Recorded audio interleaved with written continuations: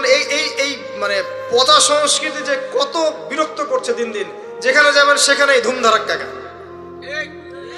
আর গান শোনার মানুষের কিছু রুচি থাকে, কিছু গান ছিল না শুনলে তাও কিছুটা ভালো লাগে, তাই না? এমন কেউ নাই যে গান কানে যায় নাই, আছে না? এমন কোনো মানুষ নাই যে গান আসলে কখনো কানে যায় নাই। কানে যাবে সবাই, কারণ সবাই তো ওপেনলি শোনে। কিছু কিছু গানের অ্যাটলিস্ট কিছু মান আছে, মানে শুনলে মনে হয় ঠিক আছে গান হচ্ছে, যদিও ওটা হারাম।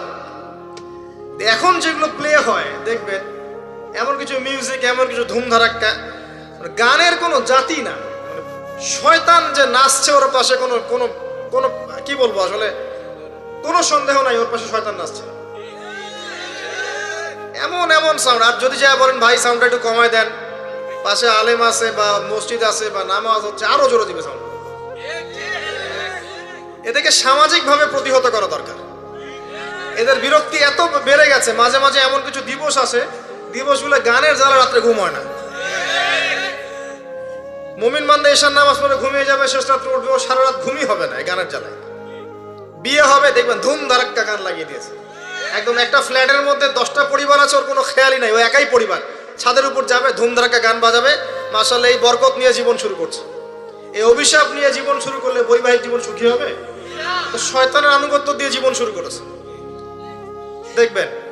আবার এমন সময় অনেক কিছু কনসার্ট হয় দেখবেন, স্টেজে এমন ভাবে নাচানাচি করে মনে শুয়োর আর বারণ নাচছে। হ্যাঁ, হাদিসে এই শব্দ এসেছে, আমার উপর রাগ করবেন না। নবী সাল্লাল্লাহু আলাইহি ওয়াসাল্লাম বলেছেন, যারা এই উম্মতের মধ্যে মাদককে হালাল করে নিবে, বাদ্যযন্ত্রকে হালাল করে নিবে, এবং যারা নর্তকী নাচাবে এবং মিউজিক্যাল ইনস্ট্রুমেন্টের সাথে এদের গভীর সম্পর্ক থাকবে, একদিন সকালে আল্লাহ পাক এদেরকে বানর আর শুয়োর বানিয়ে দিবেন। একদম টাটকা হাদিস, আখিরুজ্জামানের হাদিস। পড়ে দেখেন, আলেম ওলামাকে জিজ্ঞাসা করেন, হাদিসটা না থাকলে আমার নাম বদলাই ফেলাবো। এই হাদিসও আছে। এটা কি ফিজিক্যালি হবে? আমার কাছে মনে হয় না ফিজিক্যালি হবে, আল্লাহু আলাম, আল্লাহ ভালো জানেন। আমার কাছে মনে হয় না যে ফিজিক্যালি হয়তো বা হবে না, ইন্টারনালি তারা বানর আর শুয়োরের মতো হয়ে গেছে, আমার কাছে তাই মনে হয়। ভিতর থেকে স্বভাবগতভাবে দেখবেন বানর আর শুয়োরের মতো করছে। তো কি করবেন? এখানে ঈমান নিয়ে আপনি চলবেন কি? নূর কি জিনিস বোঝাতে গিয়ে আপনাকে এই কথাগুলো বললাম। আপনি 10টা দিন ইতিকাফ করে তারপরে এই পরিবেশে যান, আপনি আল্লাহর নূর নিজেই বুঝতে পারবেন, আল্লাহর নূর কি জিনিস, আধ্যাত্মিকত্ব কি জিনিস। আপনার কাছে এগুলো ভালো লাগবে না, আপনার মন, আপনার কান শুনতে চাইবে না, আপনার চোখ দেখতে চাইবে না। আর এগুলোতে থাকতে থাকতে থাকতে থাকতে যদি এগুলোকে স্বাভাবিক মনে হয়, তাহলে বুঝবেন আপনার কলবে নূরের ছিটা ফোটাও নাই, কলব আগেই মনে শেষ হয়ে গেছে।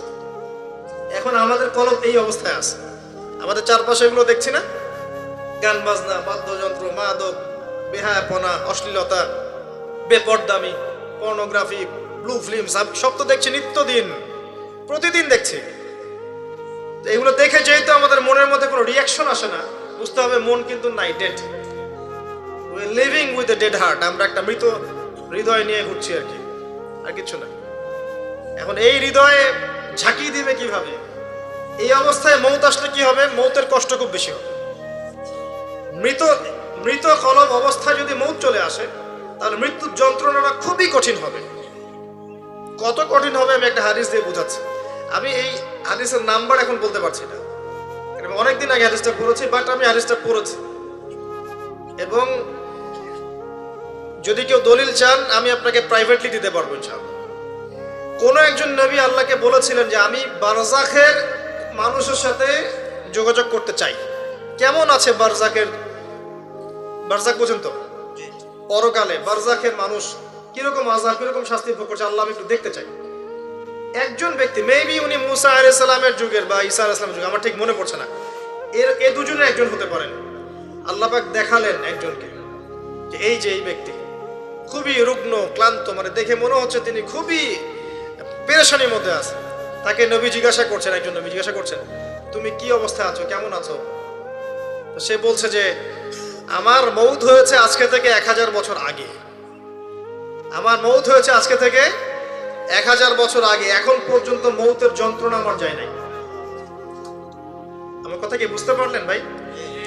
যার কলব যত মৃত, রূহ কবজ করার সময় তত শাস্তি হবে, তত বেশি কষ্ট হবে। যার কলব যত পবিত্র, রুহটা অত সুন্দর করে আস্তে করে বের হয়ে চলে আসবে ইনশাআল্লাহ। যেমন কলসি থেকে পানি ঢাললে যেমন হয়, এভাবে রুহটা বের হয়ে চলে আসবে। কলব পরিষ্কার না থাকলে এটা হবে না। এগুলো আধ্যাত্মিক মারেফতি কথা নয়, কিন্তু বিষয়টা এই যে আমরা অনেকে আবার এগুলোকে বানিয়ে দিয়েছি পীর মুর্দি, তাই না? এবং নেগলেক্ট করি যেগুলো পীর মুর্দি বয়ান করবেন না, এসব পীর মুর্দি বলে বিষয়টা না। বিষয়টা হচ্ছে আত্মশুদ্ধি। আর একজন পীর যদি একজন মানুষকে আত্মশুদ্ধির পথে নিয়ে যেতে পারেন, বিষয়টা কখনো খারাপ করে দেখার কিছু নাই। একজন মানুষ যদি আরেকজন মানুষকে আত্মশুদ্ধির পথে নিয়ে যেতে পারেন, এটাকে খারাপ করে দেখার কিছু নাই। হ্যাঁ, এগুলোর নামে আমরা অনেক কিছু তৈরি করেছি যেগুলোর হয়তো অস্তিত্ব নাই। এটার নামে আমরা অনেক কিছু তৈরি করেছি, নিজেরা বানিয়ে নিয়েছি। এগুলো হয়তো আপনি বলতে পারেন যে হ্যাঁ, এগুলো সুন্নাহ সম্মত হচ্ছে না ইত্যাদি, কিন্তু আত্মশুদ্ধির এই প্রক্রিয়াটাকে আপনি ডিসকারেজ করতে পারেন না। আর আত্মশুদ্ধি আল্লাহওয়ালা মানুষের কাছে না আসলে হবে না। আত্মশুদ্ধির এই বিষয়গুলো এই কিছু কাজ করা এবং কিছু কাজ বর্জনের সাথে জড়িত আছে। আবারও বলছি, এই বিষয়গুলোতে জড়িত থাকলে আপনি আত্মশুদ্ধি পাবেন না। যেমন মাদক, পর্নোগ্রাফি, হারাম মেয়ের সাথে জেনার সম্পর্ক, হারাম বান্ধবী, হারাম অ্যাফেয়ার্স, সুদের সাথে সম্পৃক্ত থাকলে, মনে রিয়া থাকলে, অহংকার থাকলে, গীবত তহমত করলে, এই ধরনের কাজ, বেপরদামি বেহায়াপনার মতো থাকলে, মিউজিকের সাথে থাকলে, জুয়ার সাথে থাকলে, বা এই দুনিয়ার জীবনটাকে খেলতামাশার মতো গ্রহণ করেছেন, আল্লাহর হুকুম আহকামে পরোয়া করছেন না, আজকের দিনটা এনজয় করে নিন, কালকের কি পাতা, এমন আকীদা আদর্শে যারা বিশ্বাসী, এদের মনের মধ্যে আত্মশুদ্ধি আসবে না। আল্লাহ পাক আমাদের সবার কলবগুলোকে পরিষ্কার করুন, পরিপূর্ণরূপে আত্মশুদ্ধি অর্জন করার তৌফিক দান করুন, এবং যে কাজগুলো করলে আল্লাহ পাক আমাদের কলবে আল্লাহ নূর দান করবেন, সেগুলো বেশি বেশি করার তৌফিক আল্লাহ পাক দান করুন। আমিন। একটা এক্সাম্পল দেই, অন্য জায়গায় যাচ্ছি। দেখেন, ইবলিস কি কম জ্ঞানী ছিল? সে কি কম ইবাদত করেছে আল্লাহর? ইবাদতের ক্ষেত্রে, জ্ঞানের ক্ষেত্রে সে তো অতুলনীয় হয়ে আছে। প্রচুর ইবাদত করেছে, প্রচুর জ্ঞানী। এই মহাবিশ্ব সম্পর্কেও জ্ঞান আছে না? তার প্রচুর জ্ঞান আছে। কি কারণে সে চিরস্থায়ী জাহান্নামী হলো? একটা আদেশ লঙ্ঘন করেছে। এই তো একটা আদেশ তো আদম আলাইহিস সালামও লঙ্ঘন করেছে। তাকে বলা হয়েছে গাছের কাছে যেও না, আমাদের পিতা ভুল করে গাছের কাছে চলে গেছে। এটাও তো একটা অন্যায়, তাই নয় কি? এটাও তো আল্লাহর আদেশকে লঙ্ঘন করা হলো। আদম আলাইহিস সালাম তওবা করে ফিরে এসেছেন, বলেছেন রব্বানা যালামনা আনফুসানা ওয়া ইল্লাম তাগফির লানা ওয়া তারহামনা লানাকুনান্না মিনাল খাসিরিন। এটা আদম সন্তানের স্বভাব, ভুল করবে, তওবা করে ফিরে আসবে। কিন্তু ইবলিস, সে তওবা করে ফিরে আসেনি, বরং আবা ওয়াস্তাকবারা, সে অবাধ্য হয়েছে, অহংকার করেছে। খালাকতানি মিন নার ওয়া খালাকতাহু মিন তিন। এই যে অন্যকে ছোট করা, তুচ্ছ করা, আল্লাহর আদেশকে অস্বীকার করা, অহংকার করা, এই অহংকারের কারণে তার সমস্ত এলেম এবং আমল সব ধ্বংস হয়ে গেছে। তো এখন যদি আমরা অনেক এলেম আমল করি, মনে অহংকার থাকে, আত্মশুদ্ধি অর্জন হবে? আত্মশুদ্ধি সবচেয়ে ইম্পর্টেন্ট জিনিস। আমি একটা বই সাজেস্ট করছি, বইটা আমি পড়ছি, কিন্তু আমার পড়ার পরে আমার আসলে পিপাসা মেটেনি এখনো। এই টপিকের আরো বেশ কিছু বই আমি সংগ্রহ করার চেষ্টা করছি। ইনশাআল্লাহ তাআলা আগামীতে আমি এই টপিকে, শুধু এই টপিকেই আলাদা স্বতন্ত্র একটা লেকচার দিব ইনশাআল্লাহ তাআলা। আল্লামা তাকি উসমানী হাফিজাহুল্লাহ, তার একটা বই আছে আত্মশুদ্ধি ও তাসাউফ। বইটা পড়েন। বইটা পড়লে আপনার কাছে মনে হবে যে বইটা আপনার জন্য লেখা হয়েছে। বইটা পড়ছিলাম আর মনে হচ্ছিল যে বইটা আমার জন্যই লেখা হয়েছে। মনে হয় বইটার প্রতিটা ওয়ার্ড আমাকেই বলা হচ্ছে। মন দিয়ে পড়েন আর পড়াশোনার অভ্যাস করেন। একদিন লেকচার শুনলেন 1 ঘন্টা 1.5 ঘন্টা, এটা আপনার জীবন পরিবর্তনের জন্য যথেষ্ট নাও হতে পারে। হ্যাঁ, যদি আল্লাহওয়ালা তেমন মানুষ হন হয়তো বা হবে। আমাদের মতো মানুষের লেকচারে 1 ঘন্টা 1.5 ঘন্টা লেকচার শুনেও আপনার জীবন পরিবর্তন না হওয়ার সম্ভাবনাই বেশি। কথা তাসির হয় তখনই যখন বক্তার মধ্যে ইখলাস থাকে, দিনের প্রতি মহব্বত থাকে, আল্লাহর দিন, আল্লাহর জমিনে প্রতিষ্ঠার মানসিক চেষ্টা থাকে, মনের দরদ থাকে। जो बात दिल से निकलती है दिल पे असर करती है, এটা কথা আছে না? যে কথাগুলো দিল থেকে বের হয় সেগুলো মানুষের দিলের মধ্যে কি হয়? আসার করে। তো এখন এরকম মানুষের সংখ্যাই বা কত? আর আমরা যে জ্ঞান এবং আমল আমল করি তাতে বুঝতেই পারছি যে আমাদের দ্বারা কি হতে পারে। তারপরেও আলহামদুলিল্লাহ কিছু মানুষের উপকার হচ্ছে, এটাই আলহামদুলিল্লাহ। তবে আমরা যথেষ্ট নই। আমরা আল্লাহর কাছে দোয়া করি আল্লাহ পাক এমন মানুষদেরকে এইসব চেয়ারে নিয়ে আসুন যাদের কথায় পুরো সমাজ পরিবর্তন হবে ইনশাআল্লাহ, এবং আল্লাহ পাক আমাদের সন্তানদেরকে যেন ওইভাবে বড় করার তৌফিক দান করেন, আমিন। প্রথম কথা বলছি, দেখেন, আত্মশুদ্ধি, মনের নিয়াত, ইখলাস, এটা সবচেয়ে ইম্পর্টেন্ট জিনিস। এটা ছিল না বলেই ওই 3 ব্যক্তি কোথায় গেছে? জাহান্নামে। শহীদ হয়েছে জাহান্নামে, দান করেছে জাহান্নামে, আলেম হয়েছে জাহান্নামে। এটা সেই হাদিস যেটা বর্ণনা করতে আবু হুরায়রা রাদিয়াল্লাহু আনহু অজ্ঞান হয়ে পড়ে যেতেন। প্রথম যেটা সমস্যা ছিল, এদিকে মনোযোগ দেন, আমরা শেষ করে দেব, গুছিয়ে নেব। প্রথম সমস্যাটা কি বলেছিলাম? শিরক। এই শিরকটা প্রত্যেকটা সেক্টরে আছে না? ব্যক্তি, পরিবার, সমাজ, রাষ্ট্রে আছে না? একই সুন্নাহ। ওই যে আইয়ামে জাহিলিয়াতের শিরক এখনকার বিশ্বে আছে না? আছে। তাহলে এখনকার বিশ্বেও কি কিছু তাওহীদপন্থী মানুষের প্রয়োজন আছে না? আছে। দ্বিতীয় সমস্যা সুদ। ওই সমস্যাটা এখনকার বিশ্বে নাই?